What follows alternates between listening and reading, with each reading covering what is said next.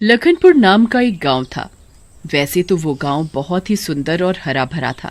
गांव वाले भी काफी खुश मिजाज थे, लेकिन जब भी होली का त्योहार नजदीक आता, गांव वाले दहशत में आ जाते। एक दिन गांव वाले गांव की चौपाल में बैठकर बातें कर रहे होते हैं। भाइयों, फिर से होली आ रही है। इस बार क्या प्रोग्राम है? इस बार तो भांग वांग होनी चाहिए भैया, हैं? गुलाल और रंग के साथ, है ना? क्यों? बात तो ठीक है भीमा भैया, लेकिन जोश जोश में भूल गए लगत है पिछली खूनी होली को, है? शंकर की बात सुनकर गांव वाले डर जाते हैं। अरे भैया, हम कहत हूँ याद न दिलाओ भैया, पिछली होली मत याद दिलाओ भैया। 10 दिन नींद नहीं आई भैया वो चुड़ैल का खूनी चेहरा देखकर। पता है, पूरे 15 लोग मारी थी दुष्ट। तभी गांव वाले की बीवी सविता, जो वहीं खड़ी होती है, बोलती है, हाँ भैया, ई पुत्तन जी सही कहत हैं। ई तो इतना घबरा गए थे कि अब तो अकेले नहीं जाते हैं। जब भी जाते हैं हमका टॉयलेट के बाहर खड़े करके जाते हैं। तभी भीमा हंसते हुए बोलता है, अरे भौजी, एक बात बोलो, कहीं बाहर खड़े होकर सीटी तो नहीं बजाती हो? भीमा की बात सुनकर सारे गांव वाले हंसने लगते हैं। तभी वहाँ गांव के बूढ़े सरपंच आते हैं और बोलते हैं, अरे चुप करो, नाम खोलो। जब देखो ही दांत दिखाने के अलावा कोई काम नहीं है क्या? है? मामले को समझो। याद नहीं कि वो चुड़ैल क्या बोल कर गई थी? तभी भीमा बोलता है, अरे हम नहीं थे वहाँ। बताओ सरपंच जी, वो क्या बोली थी? वो बोली थी कि गांव वालों, इस बार होली मत मनाना, नहीं तो मैं फिर आऊंगी और इस बार पहले से भी ज्यादा तांडव दिखाऊंगी।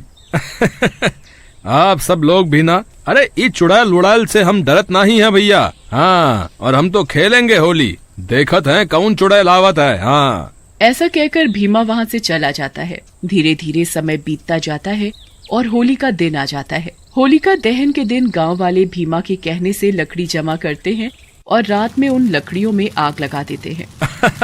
देखें गांव वालों, आज तो होली भी जला लिए, कौनो भूतनी नहीं आई। हाँ, तुम लोग यूं ही चिंता करत हो भाई। उधर गांव वाले होली का दहन की खुशियां मना रहे होते हैं। वहीं चुड़ैल गांव के बाहर आकर खड़ी हो जाती है। इन गांव वालों की बहुत हिम्मत बढ़ गई है, होली जला रहे हैं मेरे मना करने के बावजूद। आज नहीं छोड़ूंगी ने। तभी गांव के छुट्टन और राजू वहां से निकलकर अपने घर की ओर चलने लगते हैं। चुड़ैल उनका पीछा कर रही होती है। अरे भैया तनिक रुको, जरा हमको लघु शंका आई है, कर लें तो चलें। ऐसा कहकर राजू साइड में जाकर टॉयलेट करने लगता है। तभी चुड़ैल आती है और उसको पकड़कर उड़ने लगती है। अरे चुड़ैल जी, हमको छोड़ दो, कम से कम लघु शंका तो कर दे। मेरे साथ चल, तेरी सारी लघु शंका का निवारण करती हूँ। मना किया था ना कि होली मत मनाना। अरे छुट्टन, अब बचा मुझे, ये चुड़ैल लेकर जा रही है भैया, बचाओ रे। कहाँ बचाए तो है भैया? पहले हम तो भागे, भागो रे भागो, अपनी जान बचाकर भागो। चुड़ैल उस गांव वाले को लेकर गायब हो जाती है। उधर छुट्टन वहाँ से भागता हुआ आता है और गांव वालों के पास पहुँचता है। अरे छुट्टन, क्या हुआ? तुम तो रामू के साथ गए थे ना, क्या हुआ? काहे घबरा रहे हो बे? भीमा भैया, वो चुड़ैल वापस आ गई, वो मार डालेगी सबको। क्या बोलते हो? कौन चुड़ैल छुट्टन? तभी सरपंच जी वहाँ आ जाते हैं। अब क्या और कौन क्यों कर रहे हो भीमा? मैंने तुम्हें बोला था ना कि होली मत मनाओ, लेकिन तुम नहीं माने। देखो, तुम्हारी वजह से पूरा गांव संकट में आ गया। वो लोग आपस में बात कर ही रहे होते हैं कि तभी चुड़ैल वहाँ आ जाती है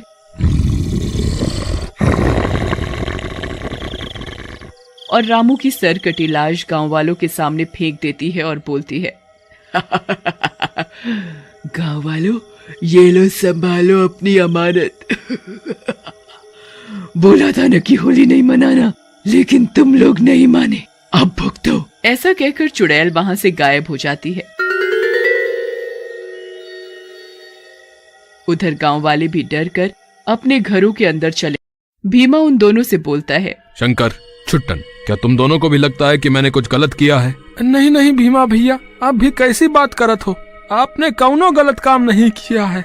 बल्कि हम गांव वाले ही इस चुड़ैल से डरे जा रहे हैं। सही कह रहे हो शंकर भैया, ये चुड़ैल हमारे प्यारे दोस्त रामू को खा गई। हमरा बस चले तो इसका सर फोड़ डालें, लेकिन क्या करें।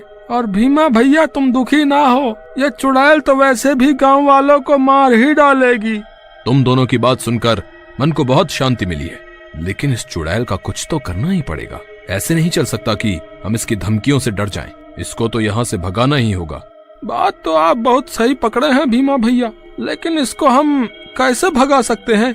ये चुड़ैल है और हम इंसान, ये तो बहुत शक्तिशाली है भैया। मेरी एक बात कान खोल कर सुन लो शंकर भैया, हम इंसानों से ज्यादा कोई भी ताकतवर नहीं है, क्योंकि सोचने की ताकत सिर्फ हम लोगों के पास है। अब सुनो मेरी बात ध्यान से। ऐसा कहकर भीमा उन दोनों को अपनी आगे की योजना समझाता है। अगले दिन योजना के अनुसार वो तीनों रंग, गुलाल और पिचकारियां लेकर घर से बाहर निकलते हैं और होली खेलने लगते हैं। भीमा भैया कैसा लगा हमारा रंग? बहुत ही पक्का है, छूटेगा नहीं। हाँ तो भैया हम कौन सा पीछे हैं आपसे? जिस दुकान से आप लिए हो उसी दुकान से हम भी रंग खरीदे हैं। हाँ, तुम भी अपना चेहरा बचाओ भैया। तीनों के चेहरे रंग से ढक जाते हैं। तभी वहाँ चुड़ैल आ जाती है। तुम तीनों जोकर नहीं माने मेरी बात। होली खेलनी है, चलो खेलो मेरे साथ होली, चलो खेलो। ऐसा कहकर चुड़ैल उन तीनों की तरफ बढ़ती है। चुड़ैल को ऐसे गुस्से में आता देख भीमा बोलता है, चुड़ैल जी रुको तो सही, ये तो हमारी आखिरी होली है, क्योंकि आप हमें मार दोगी। लेकिन हर मरने वाली की अंतिम इच्छा पूरी की जाती है, तो हमें उम्मीद है आप भी ये पूरी करोगी। बहुत तेज है, चल बता तेरी अंतिम इच्छा क्या है? हम तीनों को पकोड़े खाने हैं।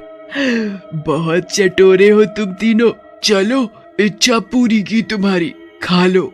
फिर वो तीनों चुड़ैल के साथ भीमा के घर की तरफ चल पड़ते हैं। भीमा के घर पहुंचकर तीनों पकौड़े खाने लगते हैं। उन्हें ऐसे पकौड़े खाते देख चुड़ैल के मुंह में पानी आने लगता है। भीमा उसकी तरफ देखता है और बोलता है, अरे चुड़ैल जी आप ऐसे क्या देख रही हैं? आप भी खाइए, ये लीजिए पकौड़े। नहीं नहीं, मैं पकौड़े नहीं खाती। अरे चखो तो सही, मैंने बड़े प्यार से बनाए हैं। वैसे भी ये पकौड़े खाने के बाद तो आप हमें मार ही दोगी। भीमा के बार बार कहने पर चुड़ैल पकौड़े खाने लगती है, लेकिन जैसे जैसे वो पकौड़े खाने लगती है उसे चक्कर आने लगते हैं। ये तुमने इसमें क्या मिलाया है दुष्टो? मुझे चक्कर क्यों आ रहे हैं? मुझे बेहोशी क्यों आ रही है? चुड़ैल मैडम, ये भांग के पकौड़े हैं, इसे खाकर तो बाहुबली को भी चक्कर आ जाते हैं। अब आप भी चक्कर खाती रहो। मैं तुम तीनों को कच्चा खा जाऊंगी। लेकिन तभी चुड़ैल बेहोश हो जाती है। छुट्टन और शंकर चुड़ैल को जल्दी से बांध देते हैं और भीमा एक तांत्रिक को बुला लाता है। चुड़ैल, तू इन गांव वालों को क्यों सता रही है? पीछा छोड़ दे इनका, क्यों जान लेना चाहती है इनकी? मैं इन दुष्ट मनुष्यों का पीछा नहीं छोड़ूंगी। होली के दिन नशा करके गाड़ी चढ़ा दी थी मेरे ऊपर, जिससे मैं मर गई थी। अब मैं इन दुष्टों को हर होली पर मारूंगी। तेरे साथ तो बहुत बुरा हुआ चुड़ैल, लेकिन कुछ लोगों के किए की सजा सब लोगों को नहीं दी जा सकती। तुझे इन लोगों को छोड़ के जाना ही होगा, नहीं तो मैं तुझे भस्म कर दूंगा। मुझे कोई नहीं मार सकता। मैं पहले तुझे ही मारूंगी, फिर इन गांव वालों को। ऐसा कहकर चुड़ैल अपनी रस्सी तोड़ डालती है और भीमा को गर्दन से उठा लेती है। भीमा को फंसा देख पुत्तन बोलता है, अरे बाबा जल्दी करो, नहीं तो आप इसे भस्म करो न करो, ये हमारे दोस्त का पकोड़ा जरूर बना देगी भैया। कुछ नहीं होगा। ऐसा कहकर तांत्रिक अपने पास से गुलाल निकालता है और चुड़ैल के ऊपर फेंक देता है। चुड़ैल के ऊपर जैसे ही गुलाल गिरता है वो जलने लगती है। दुष्टिये, तूने मुझ पर क्या डाल दिया? मैं मर रही हूँ। थोड़ी देर में चुड़ैल जल जाती है और भीमा भी आजाद हो जाता है। वाह बाबा, आप तो महान हैं। एक गुलाल से ही चुड़ैल को भगा दिया। अब आप भी होली खेलो। ऐसा कहकर वो तीनों भी बाबा को रंग लगा देते हैं। इस गुलाल में शिवजी की भभूत मिली थी। पर ध्यान रहे, आगे से होली पर नशा नहीं। इस खुशी के त्योहार को अपने परिवार के साथ खुशी खुशी मनाना। एक छोटे से शहर में सबिता नाम की एक औरत रहती थी। वो अपने पति मोहन और अपनी सास के साथ रहती थी। सविता की एक 2 महीने की बच्ची थी जिसे वो प्यार से रीना कहकर बुलाती थी।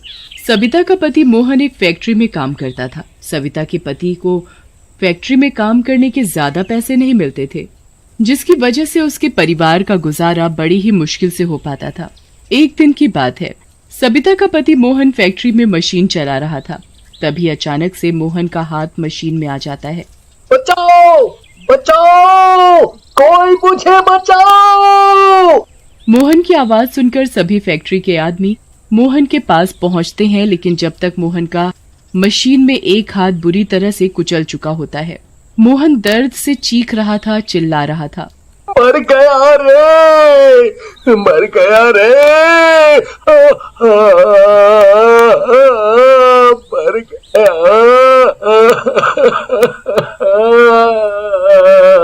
देखते ही देखते मोहन खून से लथपथ हो जाता है और वो बेहोश हो जाता है। फिर सभी फैक्ट्री की लेबर मोहन को उठाकर अस्पताल पहुंचाती है। मोहन की ऐसी गंभीर हालत देखकर डॉक्टर उसका इलाज तुरंत शुरू कर देते हैं। सविता पति की खबर सुनकर अपनी छोटी बच्ची को गोद में लेकर अस्पताल पहुंच जाती है। तभी डॉक्टर आकर सविता से कहता है, देखिए, हमें आपके पति का हाथ काटना पड़ेगा। अगर उसका हाथ नहीं काटा गया तो उसके पूरे शरीर में जहर फैल जाएगा। सविता बेचारी की ऐसी हालत नहीं थी कि वो कुछ कह पाती। वो तो बस अपनी बेबस आंखों से अपने पति को देखकर रोए जा रही थी। डॉक्टर ऑपरेशन करके मोहन का हाथ काट देते हैं। मैंने इनका ऑपरेशन कर दिया है। अब आपके पति ठीक हैं। आप इन्हें घर लेकर जा सकती हैं। ये कुछ दवाई मैंने लिख दी है, आप इन्हें समय से देते रहना। और एक बात और, अभी आप इन्हें कोई भी काम मत करने देना। इनका खून बहने की वजह से काफी कमजोरी आ गई है। जी डॉक्टर साहब। सविता अपने पति को घर ले जाती है। जो कुछ भी घर में थोड़ा बहुत पैसा बचा था वो मोहन के इलाज में लग गया था। हे भगवान, तू ये कैसी परीक्षा ले रहा है। हे भगवान, मैं क्या करूं। घर में कुछ भी खाने के लिए नहीं बचा। घर में एक पैसा भी नहीं बचा जिससे मैं घर का राशन ले सकूं। मुझे पता है मेरी बच्ची, तुझे भूख लगी है, पर मैं तुझे दूध कहाँ से लाकर पिलाऊं। और वो रोते रोते सो जाती है। और अगले दिन सविता देखती है कि उसकी सास की तबीयत बहुत खराब है। हे भगवान, ये अभी तक पूरी तरह ठीक नहीं हुए। अब माँ जी की भी तबीयत खराब हो गई। मैं कहाँ से पैसे लेकर आऊं जिससे माँ जी का इलाज हो सके। सविता अपने रिश्तेदारों से पैसे उधार मांगने जाती है, पर कोई भी उसे पैसे नहीं देता। अब तो रिश्तेदारों ने भी पैसे देने से मना कर दिया। ऐसे में कोई हमारी मदद नहीं करेगा। अब तो मुझे ही कुछ करना पड़ेगा। सविता ये सोचकर अपनी बच्ची रीना को गोद में उठाती है और काम की तलाश में निकल जाती है। काम ढूंढते ढूंढते बड़ी मुश्किल से उसे एक घर में काम मिलता है। मेम साहब, क्या मुझे आपके घर में कुछ काम मिल सकता है? हाँ, काम तो है। साफ सफाई, झाड़ू पोछा, बर्तन, कपड़े। क्या तुम ये सब कर पाओगी? जी जी, मैं सब अच्छे से कर लूंगी। आप मुझे जो काम देंगी मैं वो कर लूंगी। ठीक है, कल सुबह तुम समय से काम करने आ जाना। सविता खुशी खुशी अपने घर चली जाती है और अगले दिन जैसे ही सुबह होती है, सविता अपनी बच्ची को गोद में उठाकर काम के लिए निकल जाती है। सविता की मेम साहब सविता की गोद में बच्ची को देखकर उससे कहती हैं, सविता, तुमने बताया नहीं कि तुम अपने साथ काम करने के लिए अपनी बच्ची को लेकर आओगी। वो मेम साहब, घर में मैं इसे नहीं छोड़ सकती।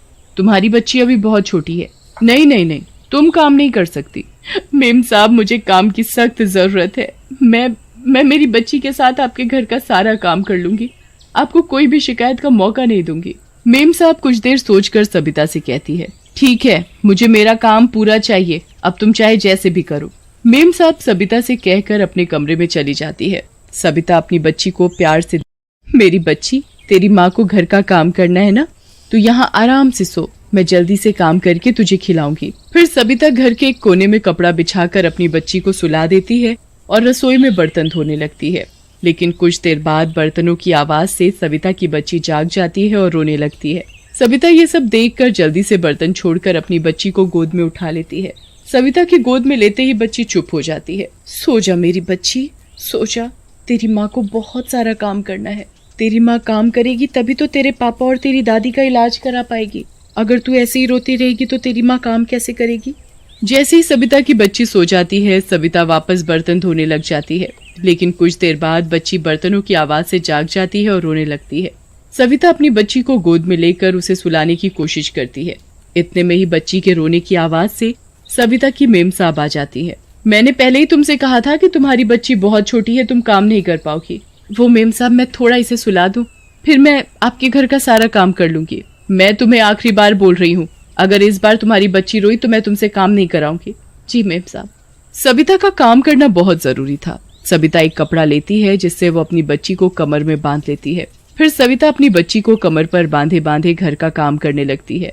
सविता बर्तन, झाड़ू, पोछा, कपड़े, खाना सब काम कर लेती है।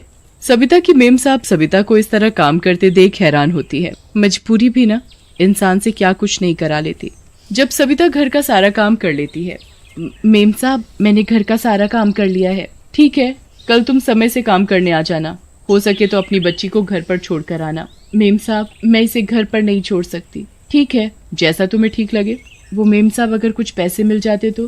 तुम कल ही तो आई हो और तुमने पैसे मांगना शुरू कर दिया। मेम साहब की बातें सुनकर सविता की आंख में आंसू आ जाते हैं।